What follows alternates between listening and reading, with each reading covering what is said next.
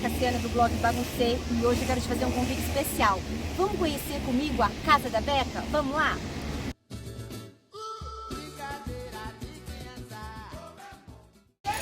Aqui, ó, tem que tocar a buzina, ó. Bom dia! Bom dia! Bem-vinda! Quem veio nos receber? Vamos lá! Bom dia. Sou a Beca, a cara de cueca. Olá! Bem-vindos à minha casa.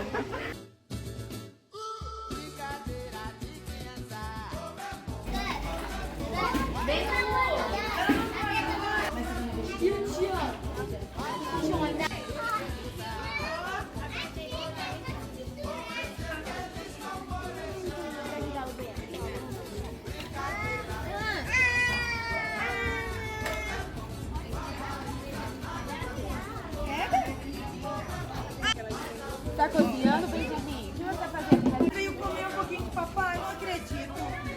O bebê? Vamos dar pra...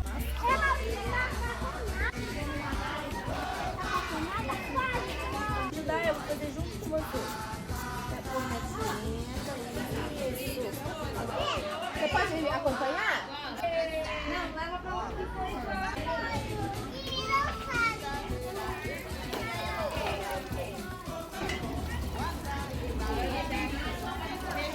Bom dia! Hoje eu tô nesse espaço muito maravilhoso. Bom dia, Beca! Bom dia, Cassiana. Bom dia, gente. Tudo bem? Olha só, o blog Baguncei hoje vai ser presenteado, porque vocês vão conhecer um lugar lindo que é a... Casa da Beca, Quintal Brincante de Londrina. É isso mesmo. E hoje eu estou aqui com a Juliana e com a Daiane do blog Baguncei para mostrar para vocês um pouquinho, porque é só sentindo, né? Não é só olhar. Eu já tinha olhado pelas redes sociais, eu acompanho vocês há um tempo. Ela já tinha me convidado para vir e eu demorei, mas é chegar aqui... Ela demorou mesmo! Demorei. Ó, esse convite já aconteceu faz tempo. E chegar aqui é diferente, como disse a tua educadora, é um convite mesmo. É você olhar para esse espaço, é você sentir esse lugar tão colorido e convidativo. Acho que a palavra é essa. Me conta um pouquinho desse espaço, como é que você pensou esse espaço? Eu já te conheço de outros lugares, de outros trabalhos. Como que a Beca pensou essa casa, esse quintal brincante? Bom, primeiramente eu sou pedagoga, sou formada pela UEL, tenho especialização em educação infantil e leciono em Londrina já há 20 anos, de chão de fábrica, que eu acho que isso dá toda a diferença para quando a gente vai para frente de alguma coisa, né? E a minha trajetória sempre foi em escolas não tradicionais de Londrina e eu acho que a gente vai crescendo e a gente vai crescendo e vai crescendo até um ponto que explode. Exatamente. E essa explosão veio da minha infância, primeiramente porque eu fui uma criança muito feliz. Eu brinquei muito, eu tive muito contato com muita coisa, com muita natureza. Então eu sempre chegava nas escolas e ficava me perguntando muito por que que a gente não brinca? Por que que a gente não brinca? Eu quero brincar. E aí veio a pandemia, veio outras coisas e a Casa da Beca surge com a minha vontade, como educadora primeiramente, de responsabilidade, de fazer algo para as crianças. E aí a Casa da Beca surgiu. Nesse primeiro momento, a Casa da Beca era a Rebeca. E agora a Casa da Beca tem uma sócia, que é maravilhosa, que é a Thalita Menon. Que quando eu mudei para essa casa, a gente compôs essa casa juntas, a gente compõe as nossas funções aqui dentro. E a gente tem alguns lemas que são inegociáveis. Vamos lá, o que é inegociável na Casa da Beca? O brincar é a linguagem inerente da criança. O desenvolvimento infantil tem que estar pautado com os convites mais investigativos, exploratórios, criativos e encantadores. Tudo é pensado, elaborado, com estratégias, com pesquisa, com escuta e com tempo para as crianças. E olha só que interessante, quando você começa a falar, né, fala assim, por que que as crianças não brincavam, né? Que espaços são esses, mas que eu ia para a escola e as crianças não brincavam. Sim. Hoje a gente tem um acervo bibliográfico muito grande, a gente já tem muitas pesquisas, né, em diferentes linhas, né? Acho que é importante a gente ressaltar isso. Verdade. Independente se a linha tá falando lá, o Piaget falou isso, o Vygotsky falou aquilo, são linhas diferentes, mas independente das linhas teóricas, elas defendem a importância do brincar para essa criança. E mesmo que elas defendam a importância importância do brincar para essa criança, quando a gente vai para as escolas, o que a gente menos vê, né? Eu como professora da universidade, visitando diferentes escolas, o que a gente menos vê são crianças brincando. E eu costumo dizer agora, né, principalmente aí com a publicação dos livros didáticos, com essa obrigatoriedade das crianças aos 4 anos. A mudança também da legislação infantil. Isso, da obrigatoriedade dos 4 anos. Existe assim no ideário, né, no imaginário da população, que a educação infantil virou escola, né? O que é virar escola? O fato das crianças frequentarem a escola não significa que elas tenham que fazer as coisas do ensino fundamental. Então, quando você começa, né, dizendo isso, mas as crianças não brincam, e a gente tem aí diferentes autores, em diferentes perspectivas teóricas, dizendo brincar é muito importante para o desenvolvimento.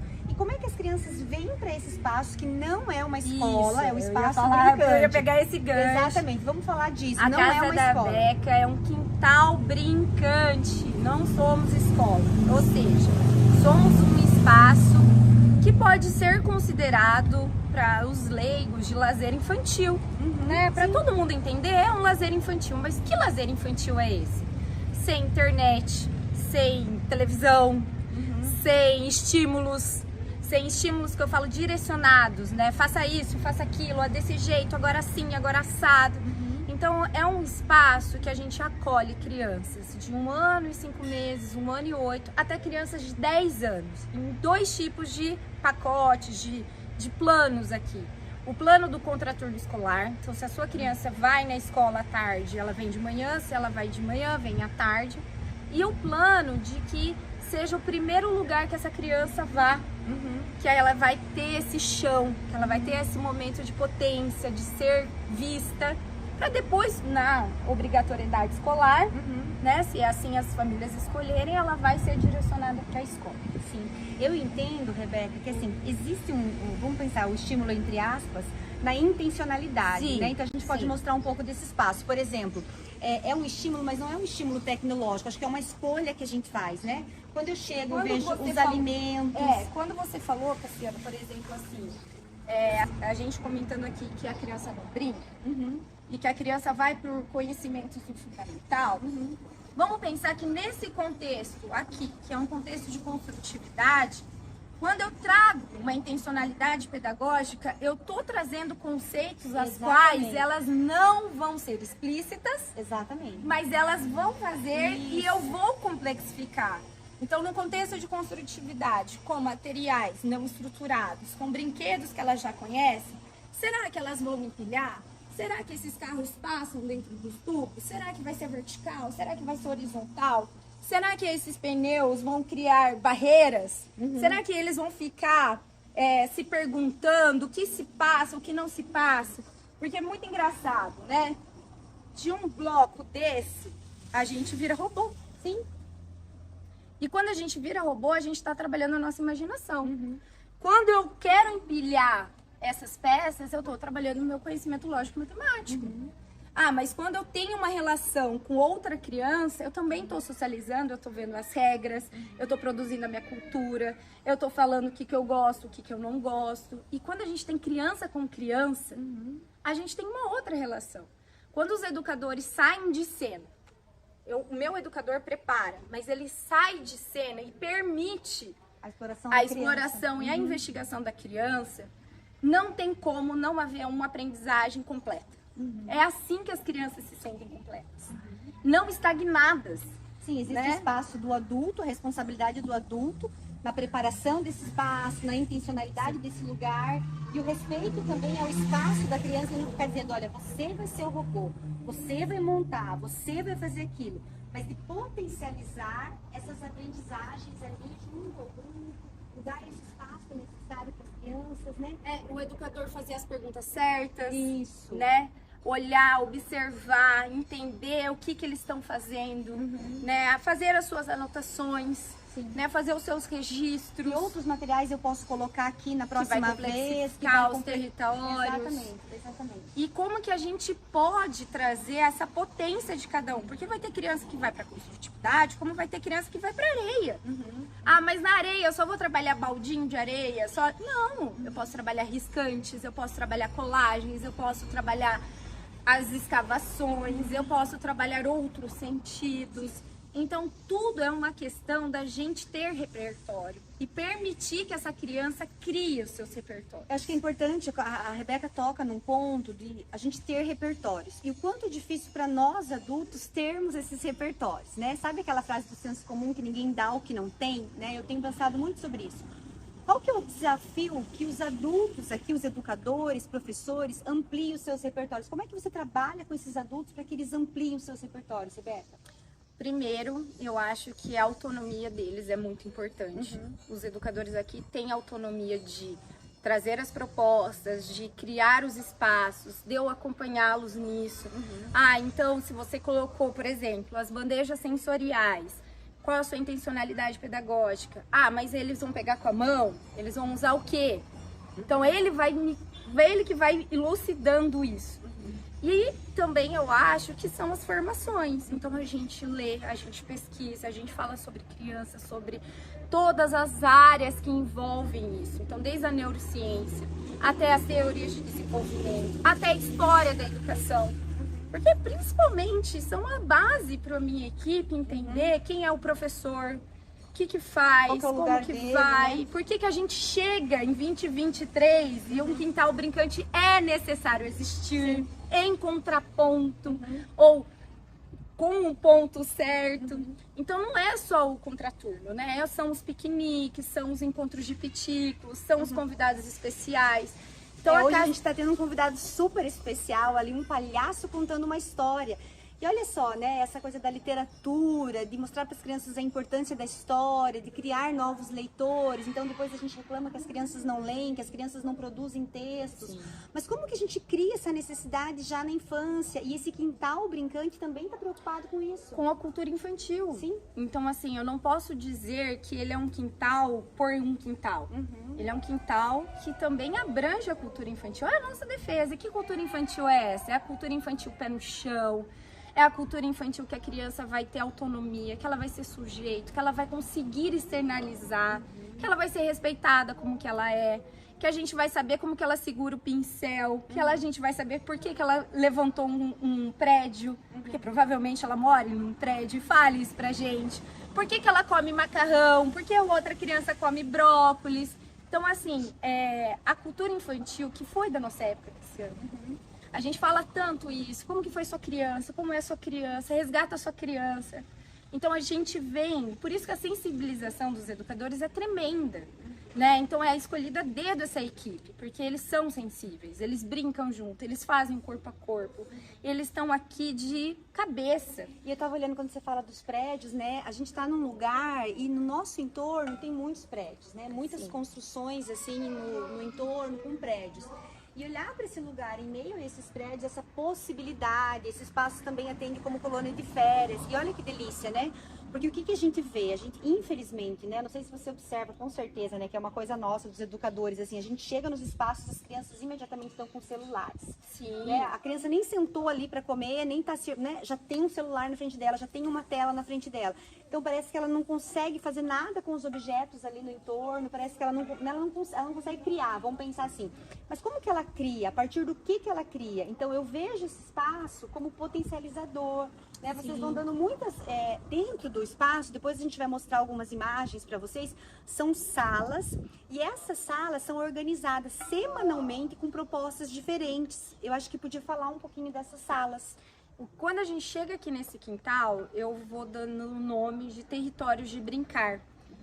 Nessas salas eu chamo de contexto de brincar, por quê? Porque é um espaço mais fechado, é um contexto mesmo, né? É um contexto quadrado, com poucas crianças, então sempre também isso é muito importante, né?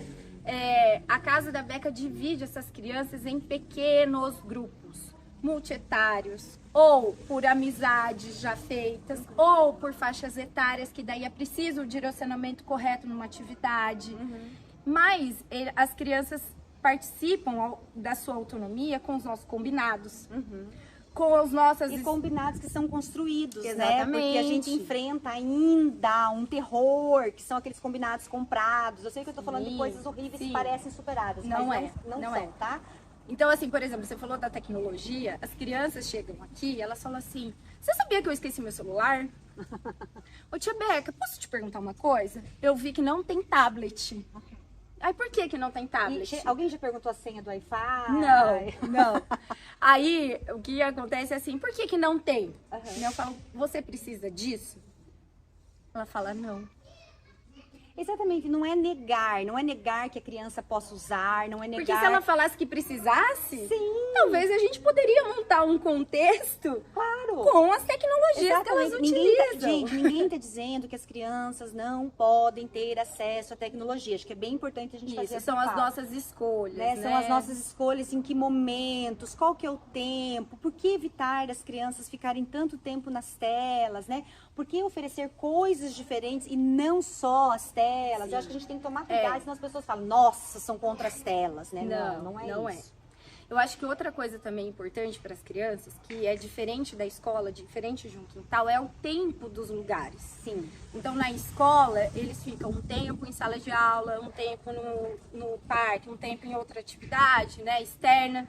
E eles ficam 40, 45 minutos. E aqui, as crianças falam assim, se eu quiser ficar na areia, eu vou poder ficar? Eu falo, sim, vamos ficar na areia. Ah, tá. Na hora que esse tempo dela esgota, ela fala assim, eu posso mudar de território? Isso. Qual território você quer ir? Ah, eu quero ir no território de tinta. Então, as crianças são encaminhadas, elas escolhem. É muito diferente Você sabe mesmo, que sabe? essa questão do tempo é algo que me incomoda muito nas escolas. E é claro, né, que como professora de estágio, eu entendo que a escola existe uma logística, que as pessoas têm que cuidar do espaço porque outros vão usar. É lógico que a gente tem essa noção de rotina, né? Ninguém é inconsequente para fazer uma fala dessa. Mas assim, o que eu queria chamar a atenção do tempo é que eu já acompanhei estágio em algumas instituições, né? Que a criança, ela tá num lugar, daí da meia hora ela vai para outro, ela vai para aula de inglês, ela vai para aula de informática, ela não tem aquele tempo dela entender o que ela tá fazendo naquele lugar. E né? às vezes ela chega, dá meia hora, que é o momento talvez que ela tenha para se ambientalizar e já tá na hora dela ir embora. Exatamente. E fica tudo fracionado. A gente cria crianças fracionadas. Exatamente. E a gente depois cria os arquétipos, né? Também fracionados. E são os adultos que fazem as viagens, chegam no lugar só para postar, e já vai para outro lugar, e não vivencia, e não explora, e não sente o cheiro, não conhece a cultura, né? Essa cultura da pressa que a gente vive depois, né? A gente fez tintas naturais. A gente vai para essa parte também do ateliê aberto, enfim. E aí a gente apresenta as frutas ou os legumes inteiros. E as crianças não conhecem. Olha só. Né? Então, por exemplo, assim, isso é uma beterraba. Sério? Nossa, mas na minha casa já vem picada. Ah, na minha casa já vem cozida. Tá na minha casa já vem ralada. Quando tá picado, tá bom, né? O duro quando é triturado no meio da comida pra criança não perceber o que tá comendo, né? E aí a gente fez também as oficinas de sabonete, né? De eu desodorante. Quando você me a gente teve uma conversa antes, tá, gente? Então, assim, quando você me conta dessa oficina e a gente tava falando do conhecimento e do conhecimento científico e o quanto tem de científico num quintal, é lógico que tem.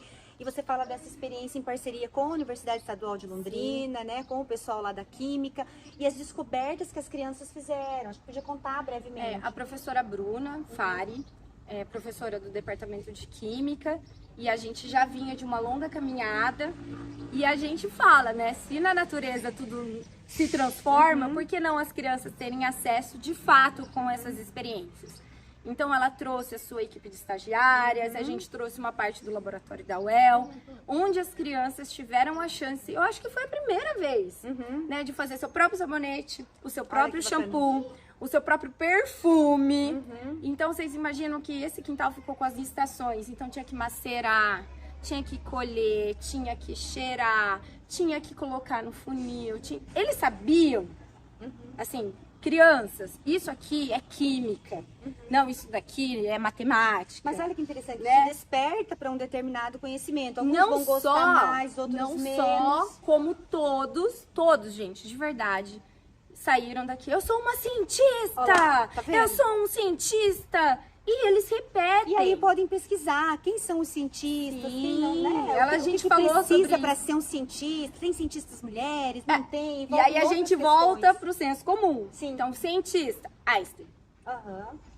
Aí ela fala assim, não, temos cientistas mulheres. a primeira foi assim, eu quero! Como que eu faço? Então, assim, é despertar... Aí você já vê questões de gênero, coisas que a gente pode trabalhar, né, necessárias na nossa sociedade. Então, o que pode despertar, né? Eu acho que romper com essa ideia do senso comum, é um quintal que as crianças vão correr livremente, vão se machucar, vão ficar... Não, não é isso. Porque o brincar livre não é isso. Sim. Né? E a gente tem que entender que o brincar livre, ele não é uma ação desgovernada da criança. Né? Uma ação com qualquer coisa, com qualquer jeito. Não é. O brincar livre, ele dá muito trabalho. Porque você prepara, porque você cuida, porque você estuda, porque você lê, porque você olha para esse espaço, o que eles vão fazer, o que eles não vão fazer. E as crianças nos surpreendem. O tempo todo, né? O tempo todo. Então, assim, o educador, ele tem que ter esse... Peguei aqui. Isso. Rebeca, eu quero falar uma última coisa, porque se deixar eu e a Rebeca falando, a gente vai ficar falando a manhã inteira. E daí eu quero... dar gente no blog. Eu quero indicar pra vocês, sigam no Instagram a Casa da Beca, porque daí vocês vão matar a curiosidade, vocês vão ver várias Gente, atividades. pode entrar em contato com a gente, Isso, visita. venham vocês mesmos passear aqui, isso mesmo. Tá? Porque a gente não dá conta de falar tudo. Mas eu preciso falar de uma outra coisa, porque como professora, as pessoas me procuram e essa queixa está recorrente. Eu acho que é importante, eu só quero aproveitar esse momento para falar disso, que é assim. As crianças estão muito indisciplinadas, as crianças estão violentas, as crianças brigam entre elas, as crianças... E aí a Beca me contou uma coisa hoje que é assim, que veio um jornalista entrevistar ela, eu já vou ligar a história, vocês vão entender. E o jornalista falou, mas não é possível que tem 60 crianças aqui, eu não estou vendo, né? Eu não estou ouvindo tanto barulho, tanta confusão. E ela respondeu, não, é porque tem 10 aqui, tem 10 fazendo outra coisa ali e tal. E eu tenho pensado muito nisso, assim, tenho tentado conversar com os professores, e às vezes os professores até se ofendem, mas assim, quando as crianças estão envolvidas em coisas com sentido, com significado, em coisas que têm interesse para eles... A chance de ter conflito, gente, é mínima. É mínima, porque as crianças estão fazendo coisas Vamos que pensar também têm interesse. na quantidade do material para já não ter conflito. Não, coloca 3 carrinhos para 20 crianças, é claro que vai morder, é claro que vai bater, é claro que vai dar na cara do outro, né? Então, assim, eu tô fazendo essa fala, né? Eu sei que não serve para todo mundo, me desculpem, mas para as pessoas, assim, que sempre reclamam, as crianças agressivas, as crianças hiperativas, vamos pensar um pouquinho? As crianças estão enfileiradas, as crianças têm o material apostilado o tempo inteiro, ou as crianças mudam de espaço, movimentam o corpo, são respeitadas. E isso é outra coisa que a gente esquece. A criança é movimento. Exatamente. Né? A criança não é chega, senta e passa tarde. Levanta. Não. Se essa criança, né, pequena, não passa pelo corpo, se ela não anda, se ela não caminha, se ela não desequilibra, como que ela vai se entender? A gente peca também na questão. Relatos, assim, eu tenho visto, né, nas bancas que eu tenho participado, mestrado e doutorado, coisas graves, assim, a professora não deixa brincar porque ele volta suado. Gente, mas por que ele volta suado? Porque ele tem 10 minutos para brincar. É claro que ele vai sair correndo desesperadamente nesses 10 minutos. Se ele tiver um espaço maior, se ele tiver um tempo maior, essa volta vai ser mais calma, vai ser mais tranquila. Então, vamos tirar dessa coisa do acadêmico, né? As crianças precisam brincar, já sabemos. Mas eu, enquanto professora, permito e crio as condições, porque não é só deixar brincar solto, sem nada. Eu crio as condições adequadas. Vou pegar esse gancho para falar uma coisa. Os campos de experiência previstos agora... Eles dão fundamentação para nós, sim, para a gente criar isso, os espaços, as relações, as coisas que as crianças mais precisam na educação infantil. Mas então eu recebo. Não estão preocupadas com isso, elas estão preocupadas em copiar o código, copiar o código. Mas eu recebo assim, Beca, você me ajuda? Eu preciso fazer meu plano de aula, já recebi, tá, gente? Em tal campo de experiência. Como que você faz aí? Eu falei, primeiro, não sou escola. Segundo, você conhece seus alunos? Sim. Você conhece criança por criança? Porque eu conheço. Então, se eu conheço essa criança, eu sei em qual campo que ela vai precisar mais. Sim. Qual campo ela vai precisar menos. E por que é necessário juntar a criança com aquela outra criança. E aí eu acho que a gente cria... Não vamos achar que aqui na Beca não tem criança também que faz bagunça. Claro que tem. Tem, claro sabe? Tem criança que fica ciscando, né? Eu falo assim, vai para um lado, vai para o outro. Mas chega no momento que ela se acalma. e ela se acalma e tudo começa a fluir. E uma última coisa, agora é verdade, tá, Ju? A Ju tá filmando, a gente não acaba nunca. A Beca falou das crianças com espectro autista, né, que também, né, fazem, né, criança com síndrome Down, com espectro autista, não é a minha especialidade, então eu sempre tomo muito cuidado para não falar besteira. Mas assim, às vezes na escola a gente fala de inclusão, mas essa criança está com o professor de apoio o tempo inteiro em separado, né? Então, por exemplo, a professora está fazendo uma atividade com o grupo e a professora de apoio está com essa criança fora do grupo. Então, isso não é inclusão, né? Pelo pouco que a gente conhece, a gente já sabe que isso não é inclusão. Mas a Beca tem relatos do quanto que essas crianças são inseridas e conseguem participar das propostas, né? A gente recebe as crianças autistas. É uma pergunta, assim, que dói no coração nosso, porque a mãe chega assim, você recebe criança autista? Como se não fosse criança. Sim. É criança. Eu recebo crianças, Sim. tá? Autistas, não autistas, qualquer criança, né? Então, assim, quando essas crianças autistas chegam aqui, independente dos níveis, independente desse, né, eu também não sou especialista certinho nisso. O que eu percebo? Elas entram em contato com aquilo que falta, ou falta na clínica, ou falta na escola. Porque é um quintal, e eles ficam muito bem, muito bem. Então, assim, eles trazem a sua sensibilidade, eles trazem o olhar que eu não tenho. É para as miudezas, ou para as grandezas, ou para aquilo ali, um passarinho que passou, e a gente para, todo mundo vai ver o passarinho. E as crianças, elas não percebem. Sim. Elas não têm Porque esse tá no rótulo, adulto, né? Esse Então, rótulo assim, tá no adulto. ele é um autista? Não. Ele Ele é uma criança, Exatamente, né? exatamente. Mas talvez na escola elas rotulem. Sim. Tipo, aquele lá, com aquela professora que fica longe, é o autista, Sim, mãe. tem aquele lá é o que tem síndrome de Down, Down, né? né? Então, quando eles vêm pra cá, principalmente os autistas e os síndromes de Down, primeiro que cria. Segundo que coloca pra fora tudo que não colocavam antes. E terceiro que as mães começam a entender por que esse quintal existe. Porque daí traz à tona, assim, nossa, eu só fico com ele fechado, nossa, eu só quero condicionar, nossa, eu só quero instrumentalizar, né? Então eu preciso instrumentalizar o que, pra quê, o que isso vai trazer de autonomia pro meu filho, mas o que ele precisa de socialização. Então, assim, é só Então, aí, ganho. ó, tem amplas possibilidades, estamos fechando, fica o convite para vocês conhecerem, brincarem também, Vem. pode fazer festa de aniversário, só vem. Vem. Beijo,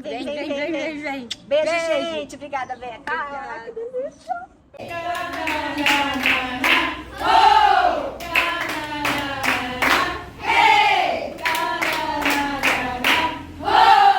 Senhoras e senhores, crianças e crianças, com vocês, a Lídia!